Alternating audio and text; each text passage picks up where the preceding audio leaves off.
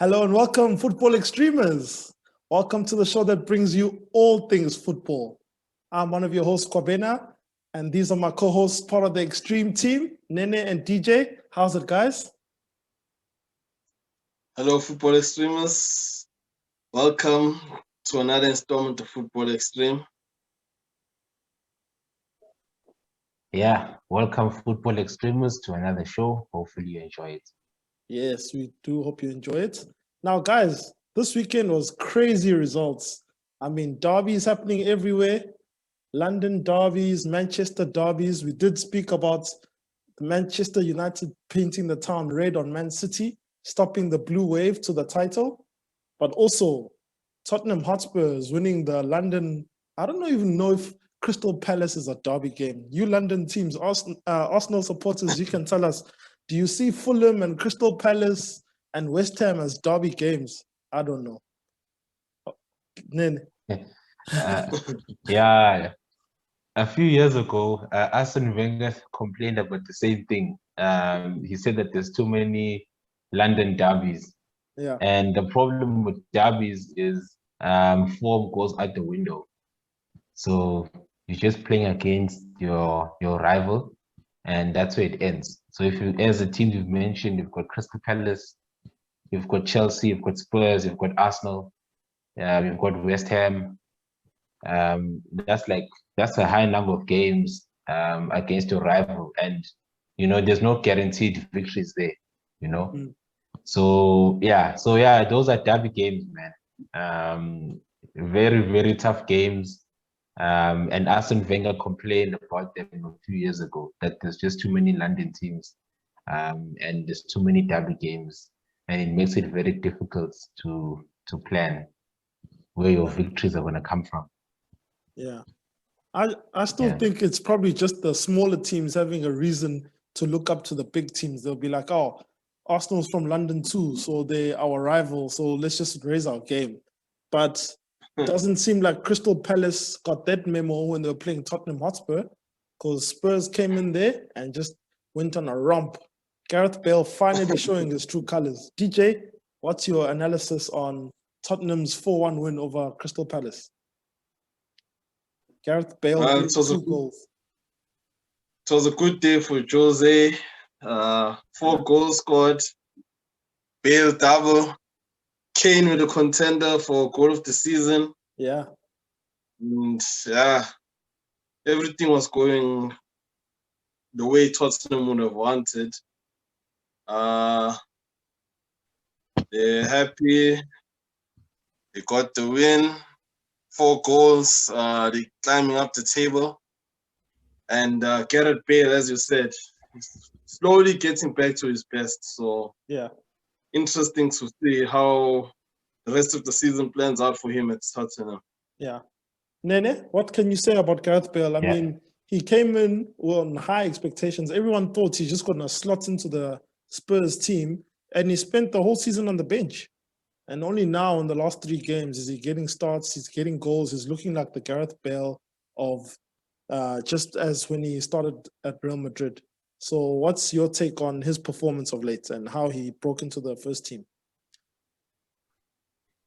Yeah, I think when he first came, I'm not sure whether he had an injury or something. And then he obviously had to nurse him back to fitness. He made a couple of substitute appearances. He played some Europa League games until he eventually got into the side. For me, what I like more than anything is that he has removed a lot of pressure from Son. Because Son has had always to step up all the time. When Kane was out, he had to step up. When Kane is back, he had to provide the assist. So he was always the go-to guy. So when Gareth Bale is there, it just makes Son can just relax. I mean, yesterday, that game, Son didn't even score. He just had 1 assist, and it was a high-scoring game for Spurs. Generally, when Spurs wins by 4 goals or more, Son is on the score sheets and the assist and everything. So the only thing he had to do yesterday was just do an assist, and then that's it. So it's good for him, just to take that pressure away from Son. And I think that's going to help the team a lot so that they can rely on other people.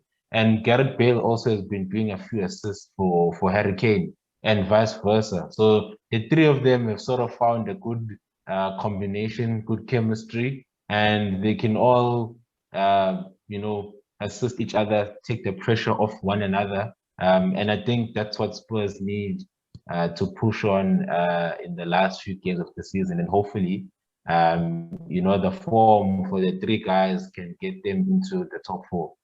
Yeah, no, you touched on a good point there. That Bale has probably taken off pressure from Son, because everyone knows Spurs now. They're a two-trick pony. It's Son or Kane, and even this season it's been like that. And then whenever the two of them fail, Spurs would lose or draw the game.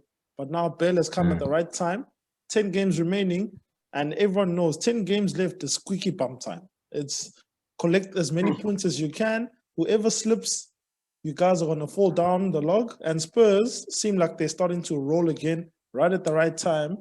They're chasing the top 4 spots. So, DJ, with Spurs sitting in 6th at 45 points and 2 points off fourth spots, Chelsea, what are their chances in the last 10 games? The chances are pretty good. I mean, as you said, the front three of Bale, Son, and Kane, they are finding form, they have good understanding. So those three guys can spearhead Spurs' attack for top 4, and anything can happen. Yeah. And the London Derby, not London Derby, this coming weekend, it's going to be interesting to see how they play against Arsenal and whether they win or lose, and how that result would take them to the rest of the season. Yeah. Well, there you have it, Nene. Another London derby. Now, this is one where you have Exactly, to win the man. game. How do you see that game Yeah, going? man. No, I was saying, how do you see that game going? Spurs and Arsenal. Look, Arsenal is not exactly in form at the moment. So as an Arsenal fan, I'd say we need to be winning the game because we're playing at home. So yeah, that's where I'm going to leave it. Arsenal wins. We're playing at home. As you said, it's a derby match. Form goes out the window, and yeah, we should be winning the game. They beat us in the first leg when we played at the stadium. So hopefully we can pay back. Otherwise, it means they would have beat us twice in the same season, which is unacceptable. And also for us, a defeat would push us into 11th, 12th spot. Yeah. So 11. yeah, losing that game is not an option.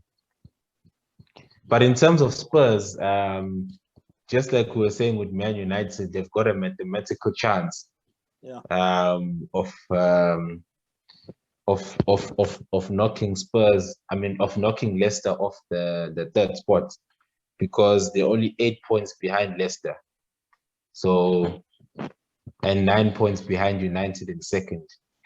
So basically, if they're also consistent in their performances, they might also have a chance of not just securing fourth spot, even second spot. Because right now we talk about the top 4, but the gap between second, third, and fourth is so small that it's going to change whoever drops points. So if the guys that are lingering in sixth, like Spurs, if they go on a winning run of 3 to 4 games in a row, definitely they're going to be in the top 3 or in the top 4. Yeah. So they also got a mathematical chance of knocking United off second spot. Yo, let's see. Wouldn't you love that? Of course, man. Look, Arsenal is in 11th spot, bro. So I can curse everyone that's above us and curse them all. Curse them all. Well, one team that's currently being cursed, one team that is losing and having no options is Liverpool. You know, football fans, there is a saying that we have in South Africa, and this is the phrase coined by the Baraka coach. The phrase goes, football will kill you. We know this phrase, guys. Football will kill you. How does a team win the league, stomping over everybody, and then the next season can't even buy a win at home after being unbeatable at home for almost 4 years? That's where Liverpool is right now. They've just lost 2 more defenders to injury, and right now we're losing to relegation-threatened Fulham, 1-0 at home. There goes the fortress. So I don't understand. DJ, you can tell us, Mhlambe and Man United's eyes on Liverpool, since Man United fans seem to know Liverpool better than everyone else on this planet. You can tell us why, what's happening there, what you think is going on at Liverpool. Everything is not happening for Liverpool at this moment in time. I mean, they made it harder for other teams to win there in the past, but now it's even harder for them to win at home. Yeah. I mean, losing 6 consecutive games at home, and you are the defending champions. Disgusting. It is totally disgusting. Unacceptable. Yeah, really. I don't know, maybe it's because the fans are not there. It's affected the guys, you know, the Anfield crowd, but still, you are the defending champions. As you said, 4 years, you went without losing at home. 6 consecutive games, really. Someone has to take responsibility for that. Really, it's uncalled for, and yeah, as defending champions, really, I don't know what the owners are thinking about it at Liverpool, or what does Klopp think about it, but really, it's everyone goes at Anfield nowadays and like, yeah, these guys can't win, so why don't we just take the 3 points there for the taking? Exactly. Yeah. And it's the same thing we've been talking about, where you thought you were a championship chasing team, and then the relegation team comes and steals the points. And worst when it happens at home. And that's what Fulham have done. Smash and grab at Anfield, and Scott Parker is running away.